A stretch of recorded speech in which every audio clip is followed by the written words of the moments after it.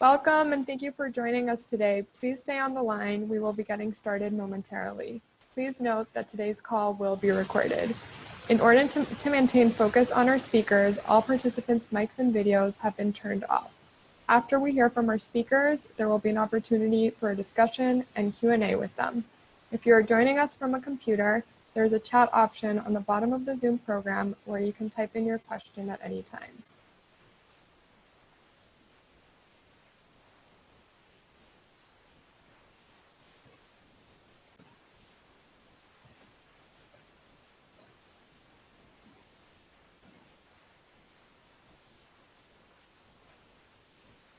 At this time, I'm going to turn the call over to Robert Truston, ADL New England's Regional Director.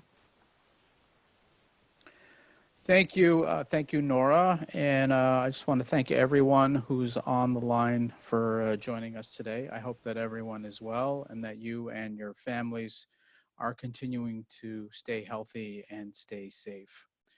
We're grateful to have all of you for today's webinar, where we will be discussing ADL's 2019 audit of anti-Semitic incidents with a particular focus on the impact that the incidents have had in New England states. We're going to start out with a little bit of a summary of what the data actually tells us, and then we'll introduce our panelists and get into a discussion.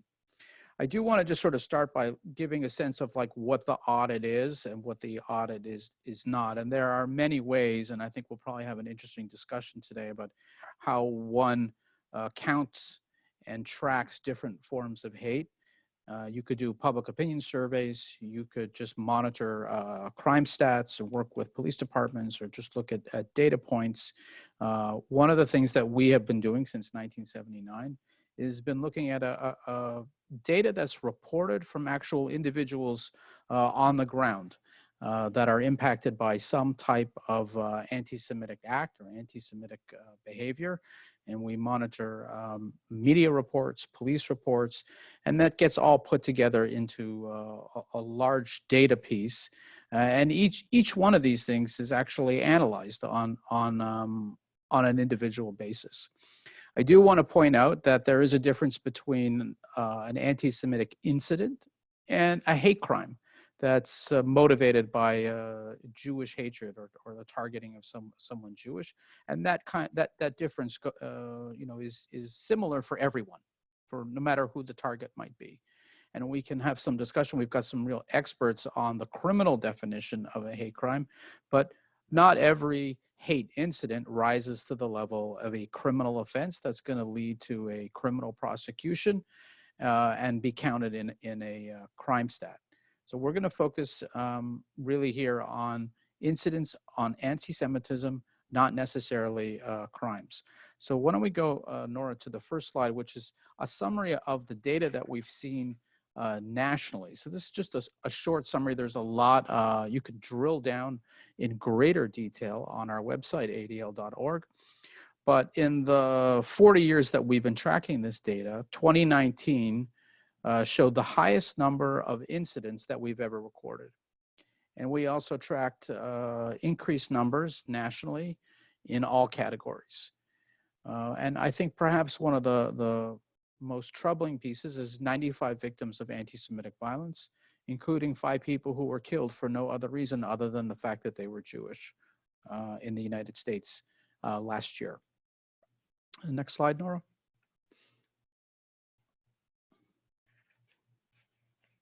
So in Massachusetts, the numbers remained historically high. 114 recorded incidents in 61 cities and towns that recorded at least one. And I do want to we should just sort of all take a deep breath and keep that into perspective of 351 cities and towns in the Commonwealth of Massachusetts. And, every incident is not just, there may be a victim, whether it's an individual or an institution, but I just want to keep in mind that these are community crimes, community incidents. And so the impact is much, much greater than just 114 individuals who may have reported it. when we multiply that by 61 cities and towns, you end up with hundreds of thousands of people who are some way impacted by anti-Semitism. And across the country, Massachusetts recorded the fourth highest number of incidents you can see the numbers for New York, New Jersey, and California at the bottom of the screen. Putting things in context over a period of time, you'll see just from the graphs here on this chart, we're at a historic number, 2017 being the highest recorded in Massachusetts, but we're still at almost twice the number that we have been, pre-2016. So, you'll see 2015 with 61 incidents, 2011 with 17 incidents. So I think for the community, we're still maintaining a historically high number, which is very concerning. Next slide. This just gives you a little bit of the comparison and the breakdown of the types of things that are reported into us over the last 3 years. And you can see that assaults are still are down. Vandalism, a smaller number, but still a troubling number. And harassment is fairly consistent, I would say, in the last 3 years. Next slide. This is sort of a reminder. Some of you may have seen these photographs. I actually took these photographs at the cemetery in Fall River. This happened last March, so about 13, 14 months ago. Did not get as much attention, I think, outside of the Fall River, Providence area, but 59 headstones were desecrated in this cemetery vandalism. No one was ever arrested or found to be responsible for it, but it had a really profound impact on the community. And we track these all over the country. This is really one of the most egregious, targeted cemetery vandalisms that we've seen in many years across the country. And I will just sort of point out, sometimes in a cemetery vandalism, not really sure what the motive is. In this case, based on what was written and the actual language, it was very clear that it was an anti-Semitic incident. Next slide. We had actually two synagogues, two Chabad synagogues were targeted a total of 3 times last year. And you can see the fire damage. This is a picture of the rabbi and his wife, but the fire damage you can see in the photograph, it happened twice, 2 times in Arlington, a week apart. And the second incident that happened in Arlington actually happened within hours of it happening again in Needham. Again, no one arrested or charged in this case, despite, I would say, a fairly significant and major law enforcement investigation that involved multiple agencies. But, I think sometimes we think of these kind of incidents occurring, in an urban area, and here we have 2 Boston area suburbs. These incidents occurred at night.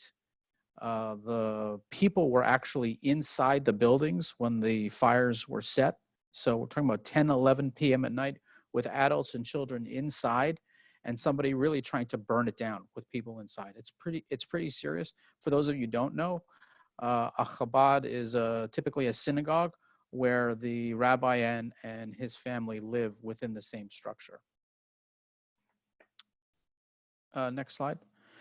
This is a flag desecration that occurred in Falmouth, Massachusetts. It happened right in the period of Yom Kippur, between the end of the Yom Kippur holiday and when people left the synagogue to go home for the break fast. Somebody put this flag on the doorstep of the synagogue, and you can see the 14 and 88. These are white supremacist symbols. 14 stands for the 14 words, which we must secure the existence of our people and a future for white children. It's a well-known white supremacist calling card, so to speak, the number. And 88 is a symbol of Heil Hitler, because H is the 8th letter of the alphabet. So this is also, I want you to appreciate that somebody actually went onto synagogue property to do this. So this isn't sort of a public, somebody doing something out in the public space. Somebody went onto the synagogue property to send a message to the congregants of that particular place of worship on a very significant Jewish holiday. Next slide. One of the things that we saw very common, not just in Massachusetts, but across the country, was extremist activity, but really more the dissemination and the spreading of extremist activity. The flyer on the left was placed at a synagogue in Marblehead last year. And again, this is someone who went onto synagogue property at night and put the flyer on, I think it was on the welcome center or the front door. And you can see a similar one that was at a, these were other flyers that were actually placed in front of, you can see the book box. I'm forgetting actually what they're called. A lot of towns have these book exchanges. That was placed on the book exchange. We saw several of those across Massachusetts last year.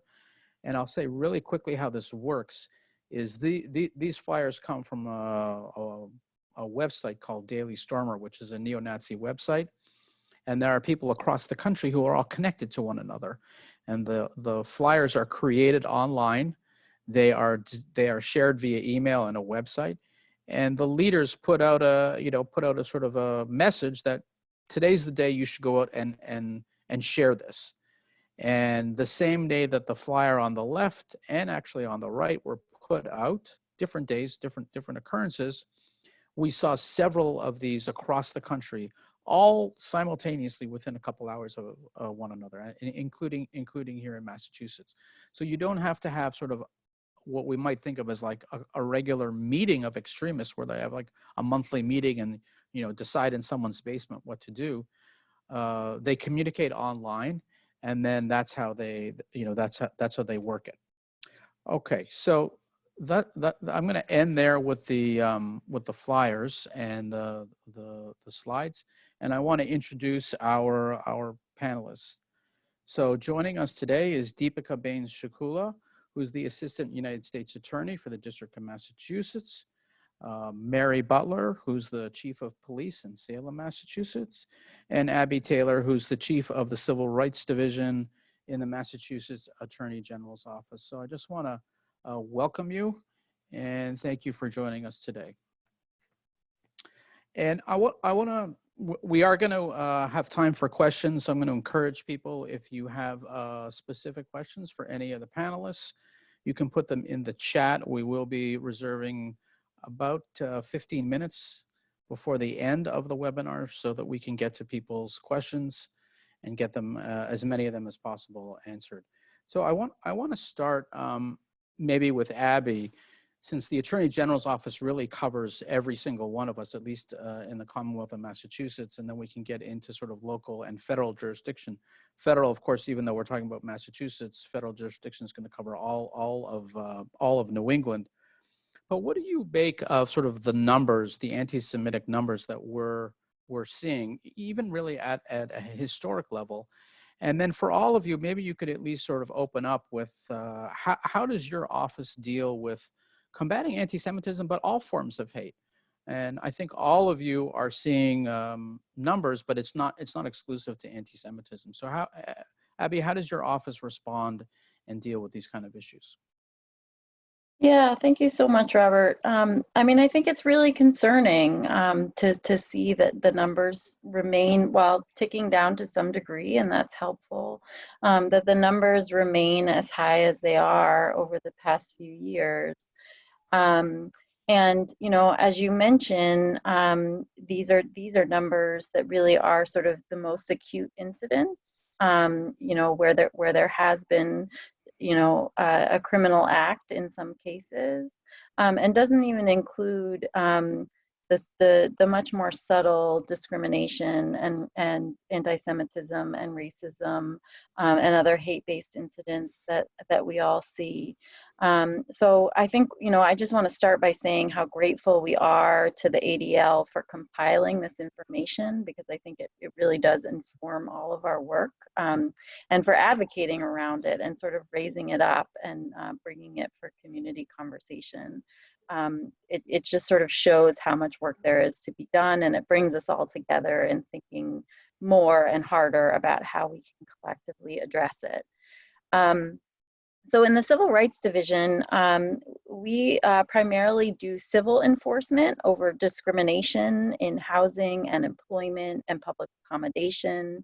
And, we certainly see the complaints in each of those areas when it comes to hate-based activity, actions, talk, those kinds of things being higher than we've seen them in the past.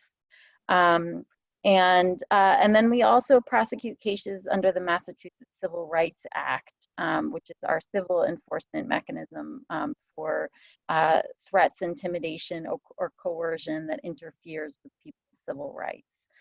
So those are sort of some of the enforcement tools that we have at our disposal.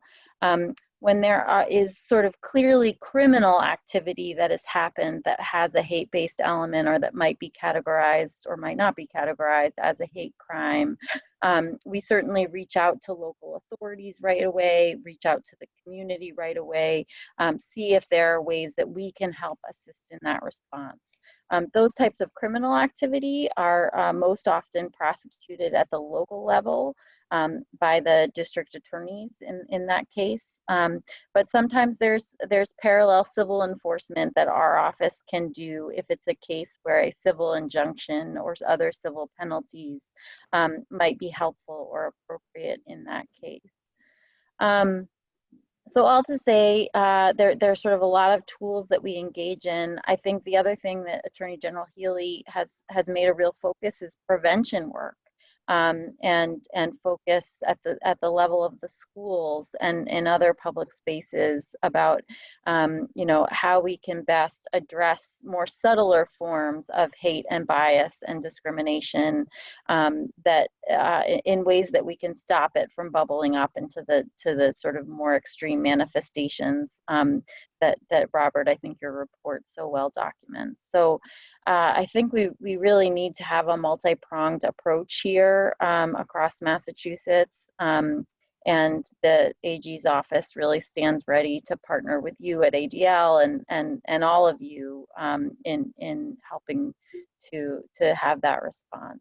I think the other thing that I would say is to just encourage reporting. I think one of the things that we've seen in the past couple of years is real fear about reporting incidents, whether it's students' fear of retaliation at schools or in the workplace or in other places, and just making sure that you don't need to know the technical definition of a hate crime or the citation for the Massachusetts Civil Rights Act to pick up the phone and call.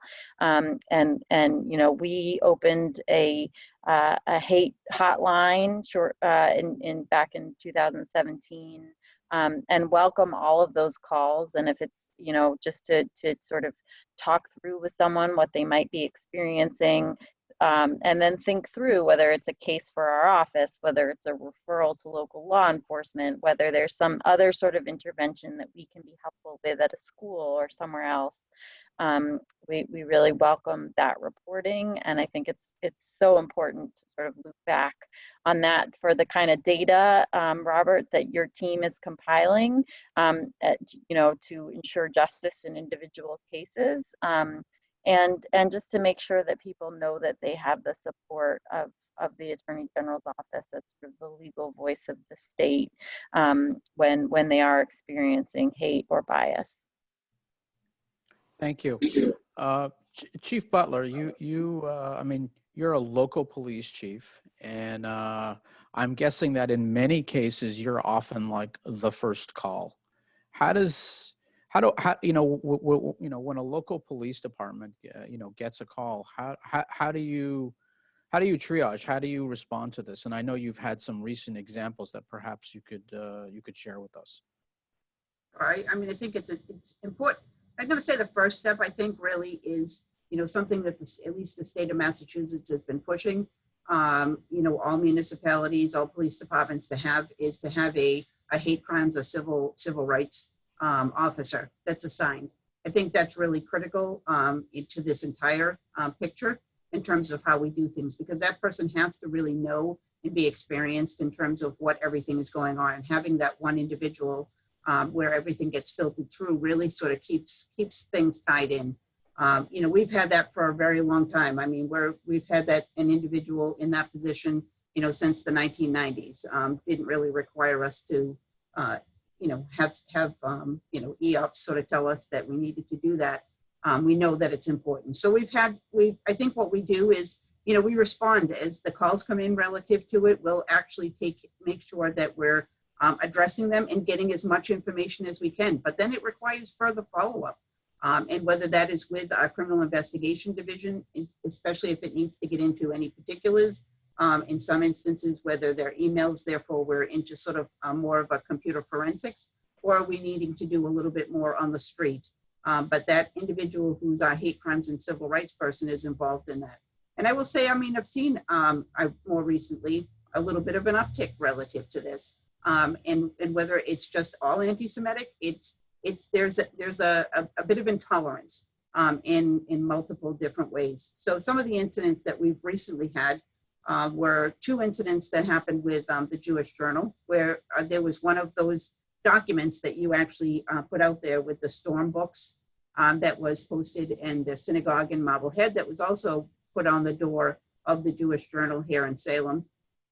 And that was one incident that we had, and we saw those similarities.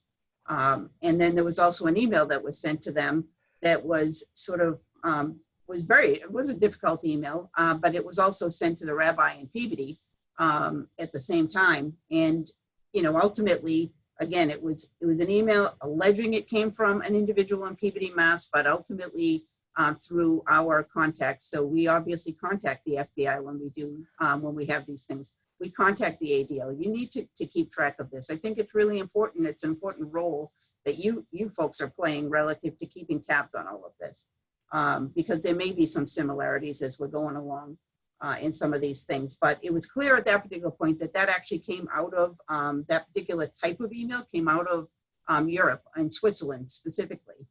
So we knew there was no specific harm ultimately, but that was not the case initially. So when, to put people's mind at ease, I mean, we were there, we were in the parking lot, we went in and checked the building beforehand. These things that we need to do at the local level to make sure that people are safe. We've had a more recent one at the Tabernacle Congregational Church where the Zoom bombing went on. It happened just prior to ADL hosting the Zoom bombing webinar, which was really helpful and terrific to actually listen to. But this was an individual who took and seized hold of the Zoom meeting itself. It actually was a worship, it was a service that was going on, and took hold of that about 10 minutes into that particular service. And it was all based, pretty much, it was very racist. The Ku Klux Klan, the flags, very some really racy rap language in the background, and that went on for almost a minute before they could actually shut that down. What was really instrumental and helpful in that situation was that they were recording that incident, recording that entire service to be played out at another time. And so they were actually were able to record all of what went on. And so that was really sort of helpful to what, trying to look into this at a later point. What was fortunate is that they did that. What was unfortunate was that the Zoom bombing probably took place because they put the announcement out for this particular Zoom worship service on their Facebook page. And so it made it very easy for anybody else to try to get into, although we do know that people are trying numbers and doing things. I think for us, I think Zoom has done a great job of actually stepping up now at this point, having 5.0, which gives you the ability to have the passwords on there. And the other part is just really people that are running these, understanding the element relative to the settings and making sure they have those controls in place. But we've, again, reached out relative to the FBI on this one. Right now we have a lead, and we're working together with them to try to find out if that's an individual who's also been involved in other things. So hopefully we'll have some resolution relative to that. But we've also had, even before these things that were happening at the Jewish Journal, was a lot of more of the vandalism, the graffiti and that type of stuff. And I think that it's important for us as a community to address those things and deal with them quickly and rapidly.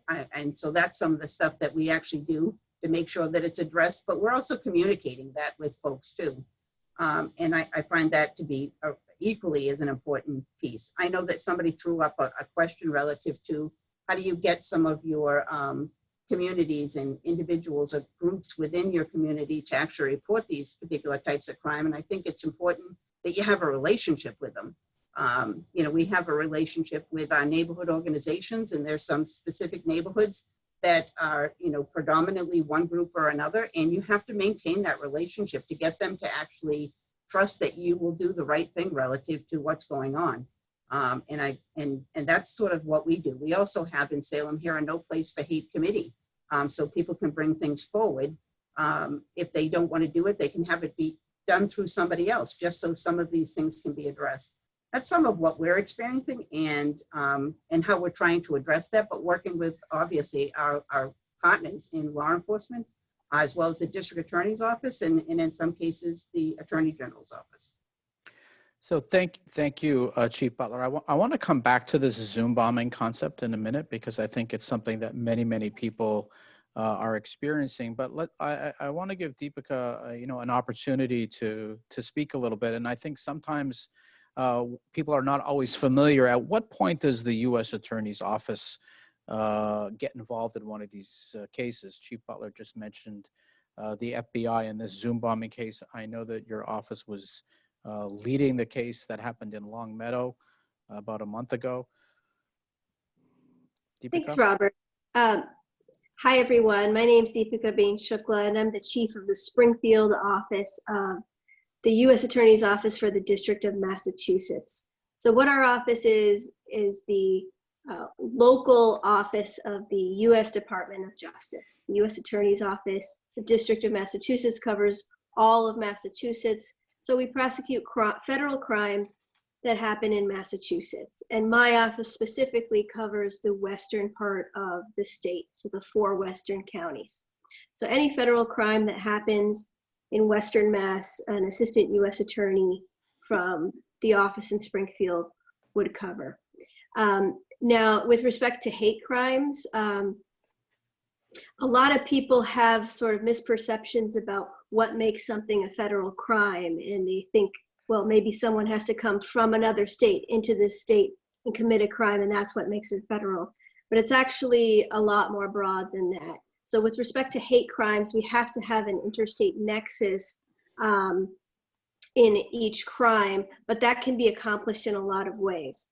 So the case that you mentioned in Long Meadow, I'll use as an example. That's a prosecution of John Michael Rathbun for the attempted arson of Ruth's House, which is a Jewish assisted living facility in Long Meadow. What Mr. Rathbun did was he placed a improvised Molotov cocktail outside of Ruth's house. It consisted of a gas can, like one that you take to the gas station to fill with gas for your lawnmower, and it was filled with gasoline, and it had a pamphlet sticking out of the top that was partially burned. So that served as a fuse. So what he had done was lit the pamphlet, and the pamphlet actually was a Christian proselytizing pamphlet. So what he had done was he lit the pamphlet with the intent that the flame would go into the gas can, ignite the gas, and have it explode into a fireball.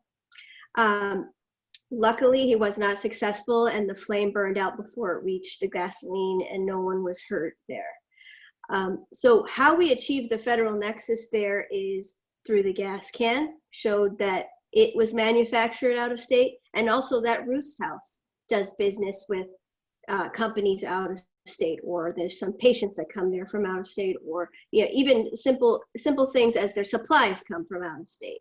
So there's some sort of interstate nexus there. So many hate crimes that you might think are local crimes only also qualify as federal crimes. And the U.S. Attorney in particular is very interested in prosecuting hate crimes that happen within the Commonwealth. So I would echo Abby's sentiment that it's very important that people report everything that they hear about. And, I saw a question about what is hate speech, what is a hate crime. We can get into that. But I would say, don't worry about distinguishing that on your own. Let the law enforcement determine that, because we would like to know what's happening to be able to respond to it correctly.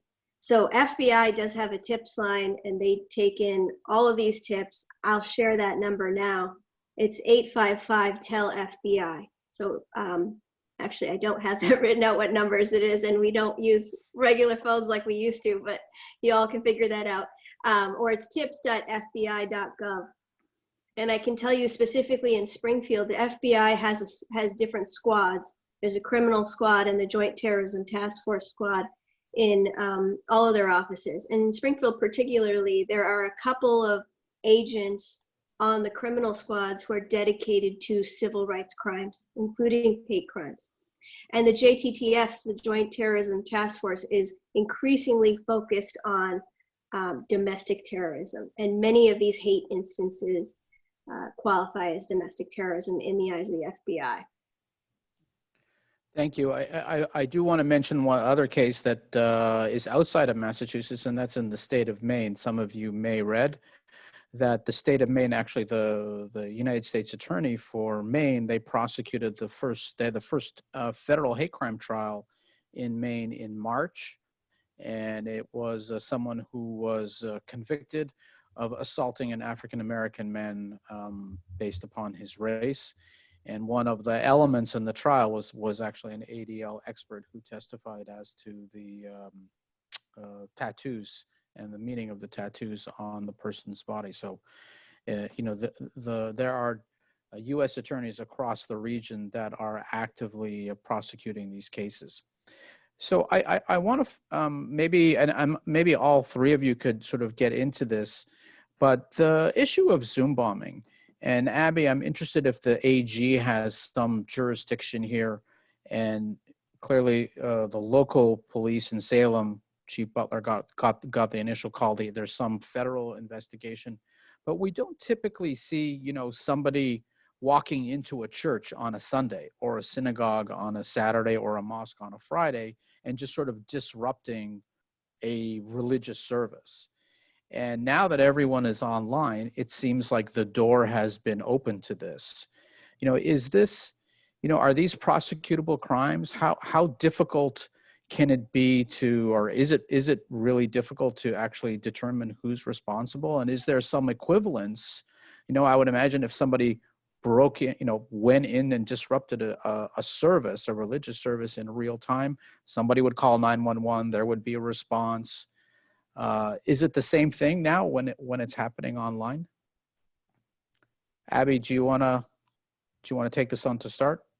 Sure, yeah, I'm happy to start. I mean, I think, and I think to go back to sort of the comprehensive way in which we need to think about this, you know, the first thing that the Attorney General's office did with regard to this, once we saw it, is to put out an advisory around privacy and to try to work with Zoom also to improve their protocols and the information that they are providing to try to prevent this as much as possible. So I do think we need to sort of look at this holistically in terms of across the entire spectrum of making sure that now more than ever, virtual spaces need to be safe spaces to the extent that we can provide that. And so, you know, working with Zoom, working with communities, working sort of on prevention efforts, I think is really, really important.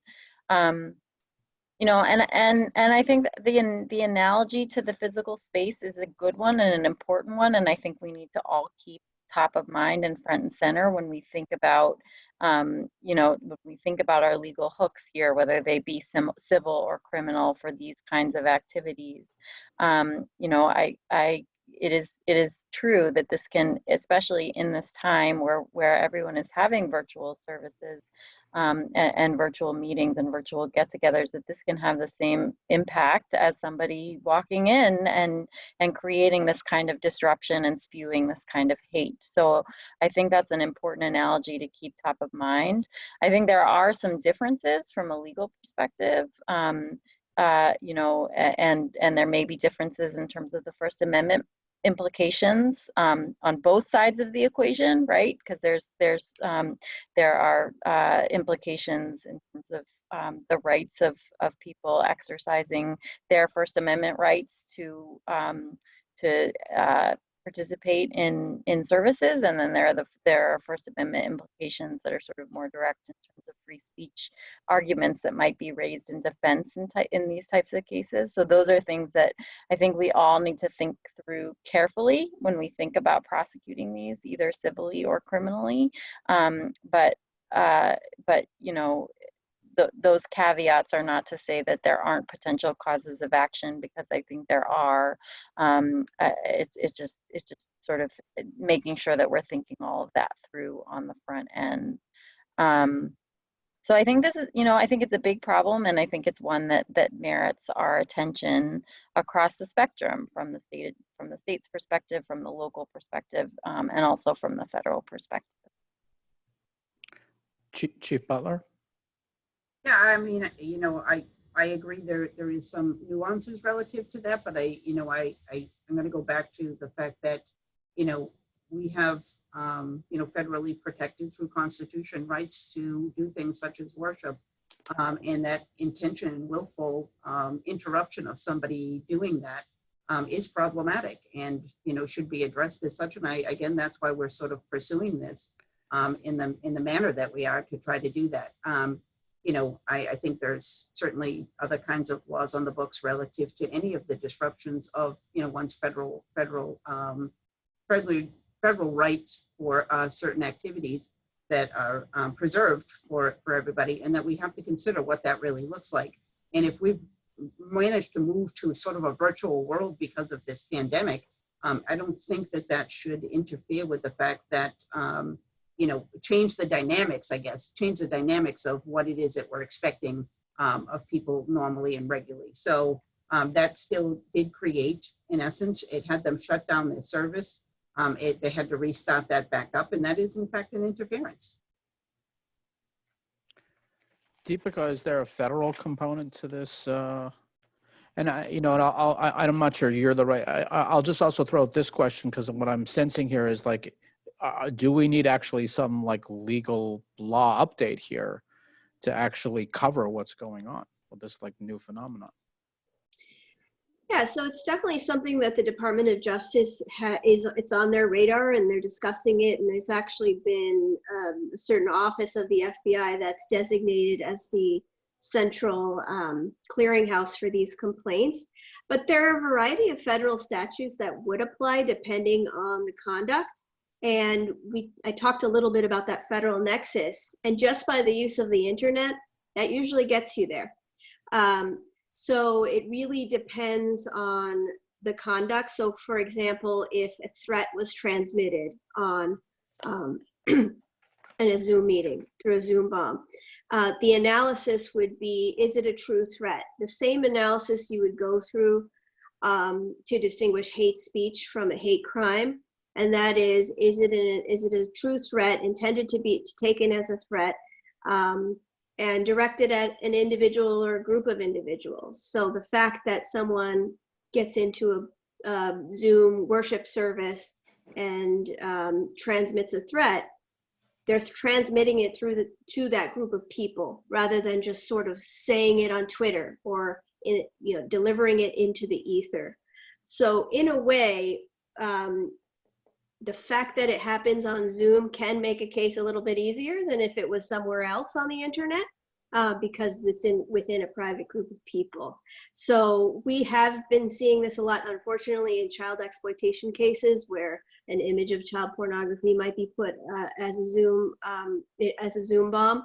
And there are cases that we're looking into prosecuting already with respect to that, and that would be through the child exploitation statutes. There's also 18 U.S.C. 875 is interstate threats. So we've prosecuted cases where threats were emailed. So it would be the same thing. Threats were delivered through a Zoom meeting. So these are definitely cases that the federal government will take on, just in the way that if they were happening through email or in person, because there are statutes available for that. Could you maybe take 1 minute to just tell us what is a threat? I think, I know that from the ADL perspective, sometimes we take in, hundreds of sort of incident calls, and sometimes the understanding of what a threat might be and when it gets to the level of the legal threshold, sometimes there's a lot of confusion about that. So when you say a threat, what does it have to be to get to that level? Sure. So and forgive me if I'm looking to the side because I have some notes up here and I wanted to read this out. I have the definition of a hate crime, which includes a threat. So I'll start there. A hate crime is an act of physical harm or specific criminal threats motivated by animus based on race, color, national origin, religion, gender, sexual orientation, gender identity, or disability. That's the federal definition of a hate crime. So if we're going to talk about the part of that, not the acts of physical harm, but the specific criminal threats. That's your question. What is a threat versus protected speech? So a crime, a threat that makes it a crime involves a true threat. So that is a serious communication. That's number one. Number two is with the intent to commit an act of unlawful violence against a particular individual or group of individuals. So there's intent behind that threat and it's directed to a person or a group of people. So that's the definition. So what it doesn't include is a joke,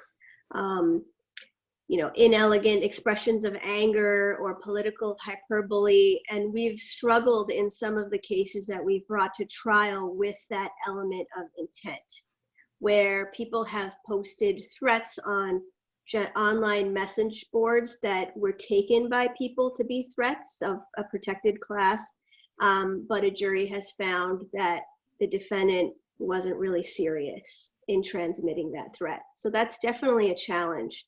But again, that definition is sort of nuanced. So I would encourage, if anyone knows of any hate speech and thinks that it could be a threat, to report it, because that's up to us to figure out whether it's a crime or not.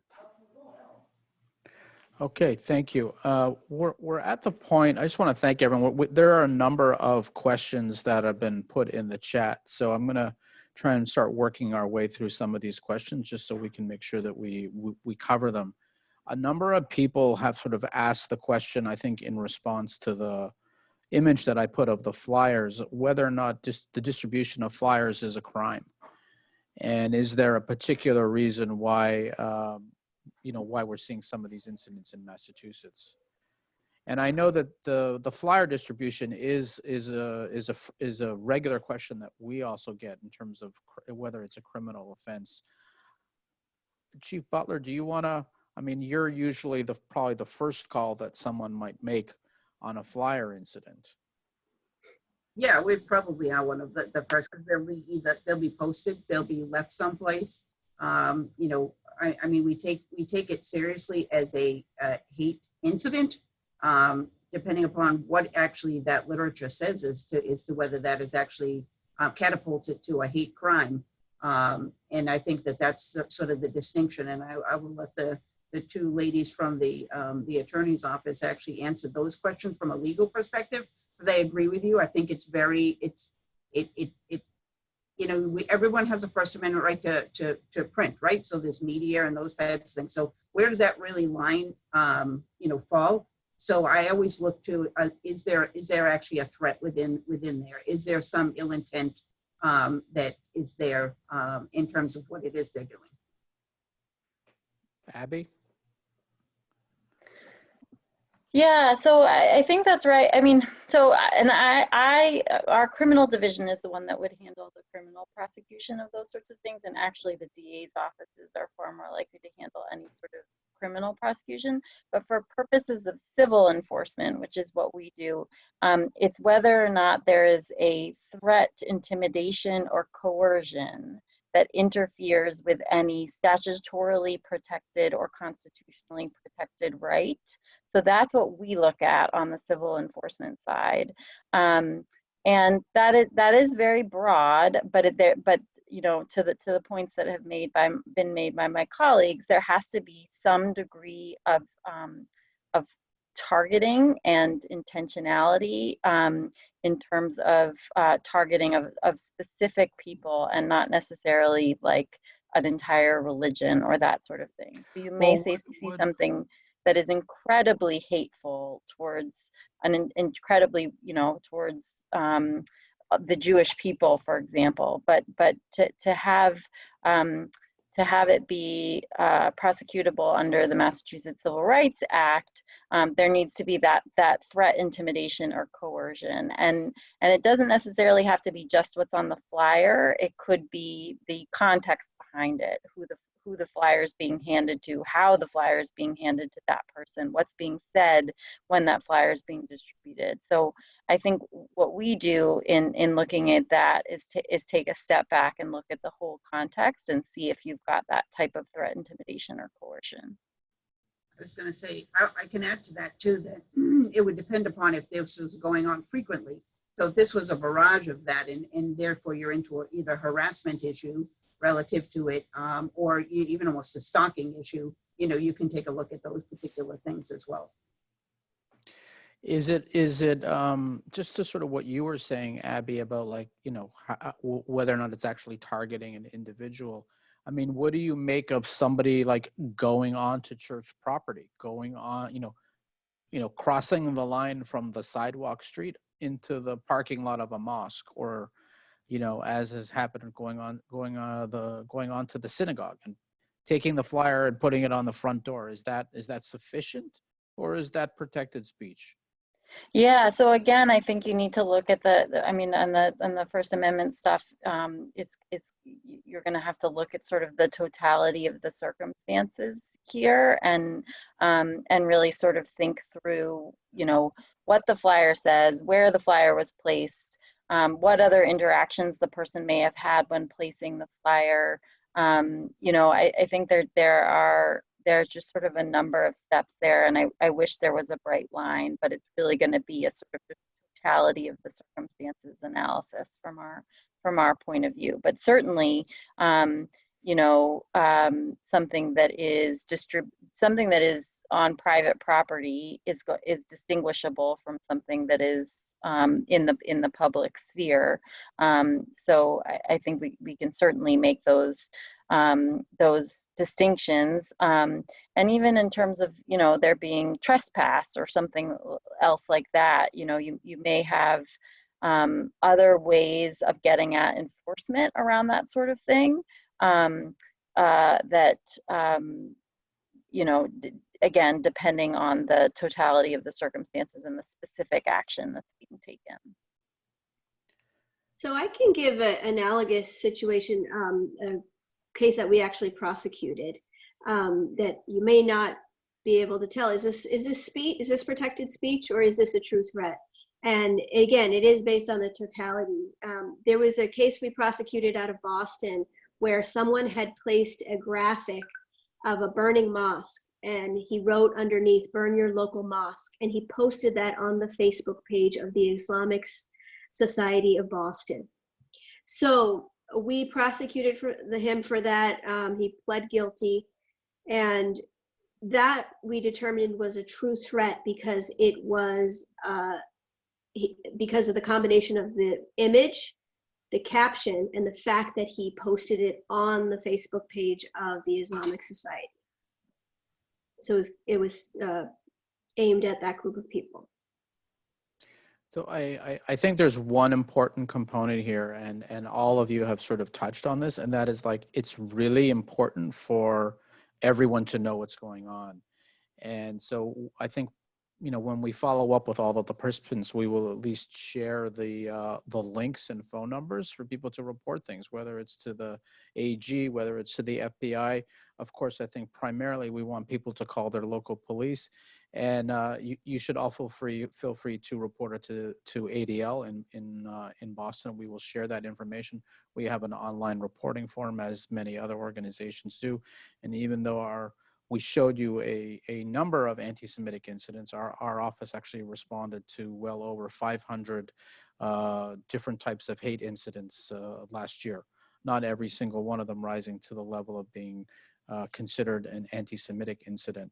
And the other point I just want to make, since we're talking about religious institutions, is one of the other trends that we tracked over the last year is an increase in anti-Semitic incidents occurring at religious institutions. So we are sort of seeing a little more of a targeted response, whether it's vandalism or harassment.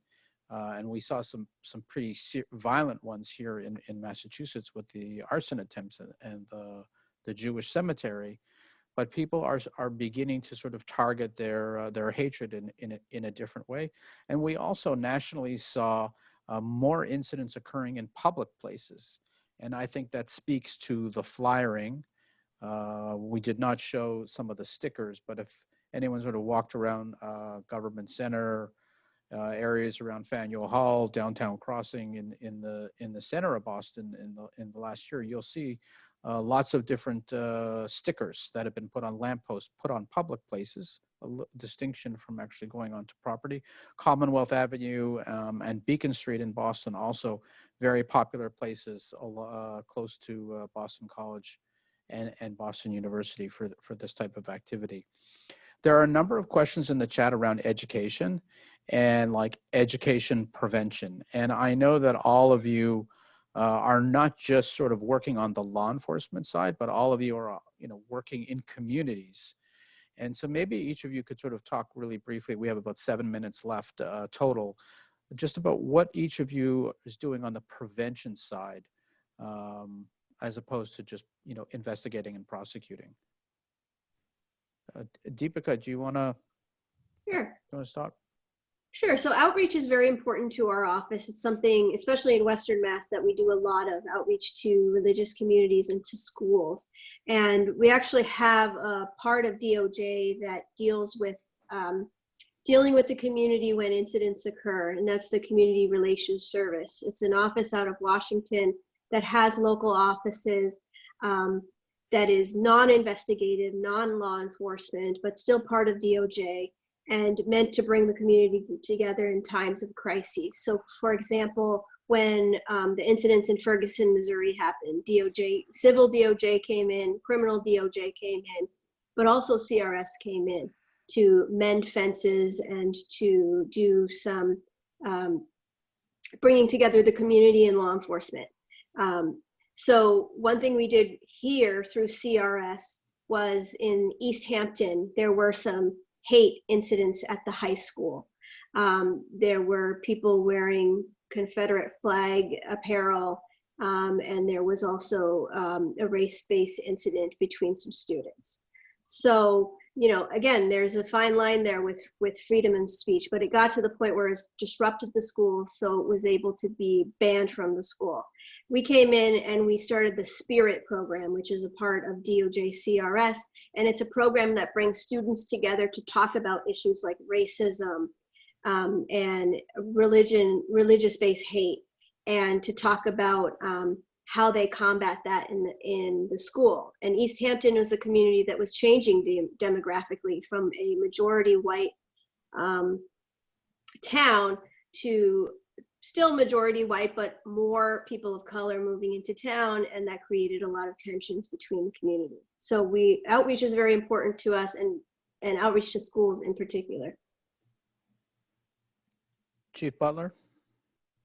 Yeah, I would agree that I think the outreach, and I said that early on, is really connecting with your community is important. And in some instances, that is with the faith-based community, as well as your other neighborhood groups that you have going on. No Place for Hate plays a real key part in all of that, and keeping those connections going on. This, and the other part is making sure that as these incidents happen, they're really not kept under the radar, that we have these things out there, because I think that we really need to be able to, express our intolerance for the activity that it's actually happening in the public, through the public eye, and letting them know that we're addressing these things and we're going to continue to address them. We've done some work relative to being into the schools, and there's been recent work in the last few years with getting a program going for any of the offenders in civil rights violations, to actually have an education program component through the Salem District Court at this particular point. There is a group that will actually do that. It is actually part of the law. It's never really been in place, and that was finally put in place. And I think that's really a key piece. I've really been sort of trying to push to get this at the juvenile level as well, before this really is out of control, but we're not quite there yet. Abby? Yeah, I mean, just echoing what my colleagues have said in terms of outreach being incredibly important. Our Attorney General started a community engagement division that tries to get out into all of the communities across the Commonwealth to make those connections and have those relationships that we think are necessary to reporting and to making sure people feel comfortable coming to our office and reporting what's happened to them. I also just want to talk briefly about the schools in particular. Our office does a lot of work with the schools and has a great partnership with ADL in this respect.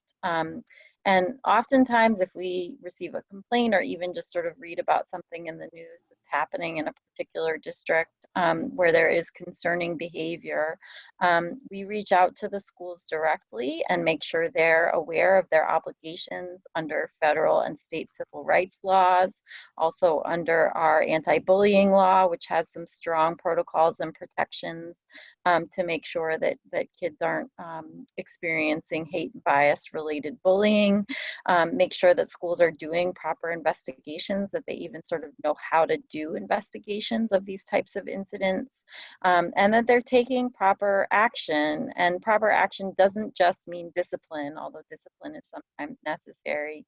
It often means training of staff and teachers, sort of education for the entire school community, and that's where ADL's programming in that respect has been, one of our main referrals to school districts. And we do this sort of in an advisory capacity with schools, and sometimes where there are more serious incidents or we're sort of more concerned about the way a school district might be approaching something, we actually work and enter into resolutions with schools to try to have some accountability around their actions moving forward. We find that most districts really do want to do the right thing in these instances and want to know how to do the prevention work and how to address incidents once they've happened.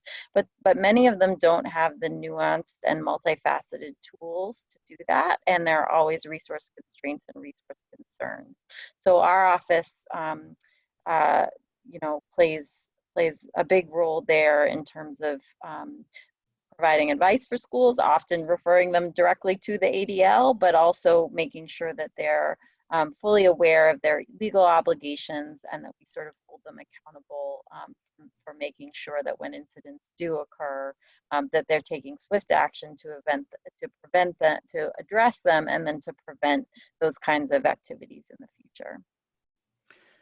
Thank you, Abby. I do want to just sort of mention, because there were also some questions in the chat about ADL's education programs, and I think it's sort of the education and community engagement outreach is a theme that all three of you have mentioned. So we have anti-bias education programs in schools across the region, not just in Massachusetts. And I do think that schools are increasingly becoming more and more engaged and recognizing the importance of this.